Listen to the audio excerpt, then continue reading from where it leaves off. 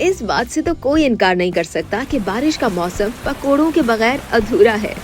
हम सबको ही ऐसे मौसम में भले कुछ मिले या ना मिले, लेकिन पकोड़े खाना जरूर पसंद होंगे, और वो भी एक कप गरम चाय के साथ। बारिश के मौसम का मजा ही दोबारा हो जाता है।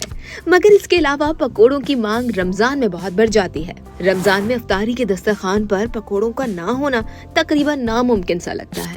पकोड़े हर दस्तरखान की जान होते हैं और इनका जायका रमजान की इफ्तारी को और भी खास बना देता है। लेकिन कभी आपने पकोड़े को गौर से देखकर ये सोचा है कि पकोड़े आखिर इजाद कब और कैसे हुए? पाकिस्तान के साथ साथ भारत में भी बरसात के दिनों में मसाला चाय के साथ खस्ता पकोड़े सबसे ज्यादा पसंद किए जाते हैं।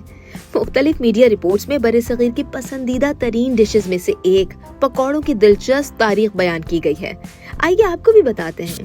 संस्कृत और तमिल सिंगम अदब के मुताबिक 2 किताबों मुन्ना सोलासा और लोको पराका में पकोड़ों का जिक्र मिलता है, जो कि 1025 से 1130 ईस्वी में तहरीर की गई थी। मशहूर भारतीय शेफ वनीत भाटिया ने अपनी किताब रसोई में दावा किया है कि बरे-सगीर में कदीम दौर में पकोड़ों को परीका कहा जाता था और उस जमाने में उनको बनाने का तरीका आज से बिल्कुल अलग था।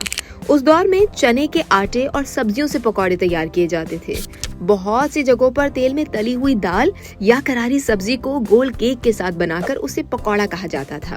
फिर मुगलिया दौर आया। हम सब जानते हैं कि बरे-सगीर के खानों की तारीख बहुत पुरानी है और मुगल बादशाह अपने साथ कई जायके और तरकीबें लाए थे। मुगलिया दौर में शाही बावर्ची खानों में दीगर पकवानों के साथ साथ पकौड़े भी कई इक़साम के तैयार किए जाते थे, जैसे अंडे के पकौड़े, मटन के पकौड़े और चिकन के पकौड़े। लेकिन मुगलिया दौर में पकौड़ों को पकवाता कहा जाता था। ये संस्कृत जबान के 2 अल्फाज पकवा और वाता से मिलकर बना था। पकवा के मानी पका हुआ और वाता के मानी गुटली के हैं। रफ्ता रफ्ता ये नाम बदलकर पकौड़ा बन गया। किताब लोको पराका में ये भी दर्ज है कि बेसन के आमेजे को मछली की शक्ल वाले सांचों में ढालकर सरसों के तेल में तला जाता था। दिलचस्प बात यह है कि हमें प्याज और आलू के पकौड़े पुर्तगालों की वजह से खाने को मिले, क्योंकि 16वीं सदी में पुर्तगाली ताजिर ही आलू हिंदुस्तान लेकर आए थे। अगर वो आलू न लाते तो शायद आज हमें आलू के पकौड़े कभी खाने को न मिलते। अब बात करते हैं मुख्तलिफ नाम और इक़साम की।